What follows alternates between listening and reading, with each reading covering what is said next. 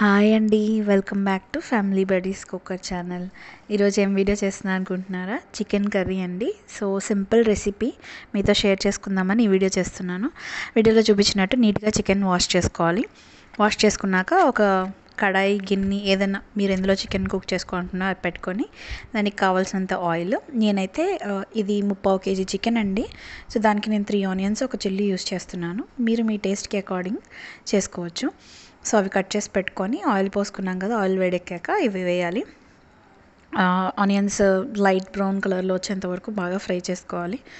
Fry చేసుకున్నాక దాంట్లో కొంచెం అల్లం వెల్లుల్లి పేస్ట్ వేసుకొని దాన్ని కూడా ఫ్రై చేసుకొని చికెన్ ముక్కలు వేసి, నేనైతే కొంచెం సాల్ట్ వేస్తానండి దీంట్లో. ఫస్ట్ నేను చెప్పాను కదా 3/4 kg చికెన్ తీసుకున్నానని, దానికి నా దగ్గర ఉన్న సాల్ట్ స్పూన్తో 3 స్పూన్స్ పడతాయి. సో నేను ఒక స్పూన్ ఇప్పుడు వేసుకున్నాను, ఒకటి తర్వాత మీకు వీడియోలో చూస్తారు.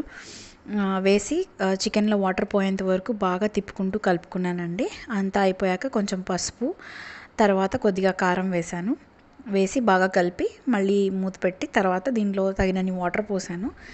జనరల్గానే మీరు ఒక కప్ చూస్తున్నారు కదా, ఆ కప్తో 2.5 cups వాటర్ దాకా పోసానండి. ఫస్ట్ 2 పోసాను, తర్వాత ఇంకో 1/2 cup పోసాను. సో పోసి నీట్గా చికెన్ అంతా బాయిల్ అయ్యేదాకా దగ్గరికి వచ్చి గ్రేవీ అయ్యేదాకా పెట్టుకున్నాను.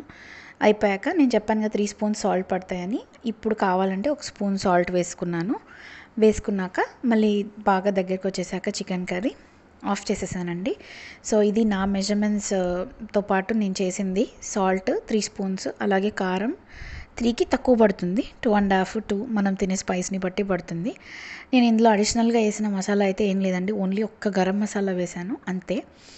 అదొక్కటి యాడ్ చేసుకున్నాను. దాంతో చికెన్ కర్రీ మీకు చాలా టేస్టీగా వస్తుందండి. ఇదండి వీడియో. హోప్ మీకు ఈ వీడియో నచ్చింది అనుకుంటాను. ఇంకా డీటెయిల్ ఎక్స్ప్లెనేషన్ కావాలంటే నాకు కమెంట్ రూపంలో తెలియజేయండి.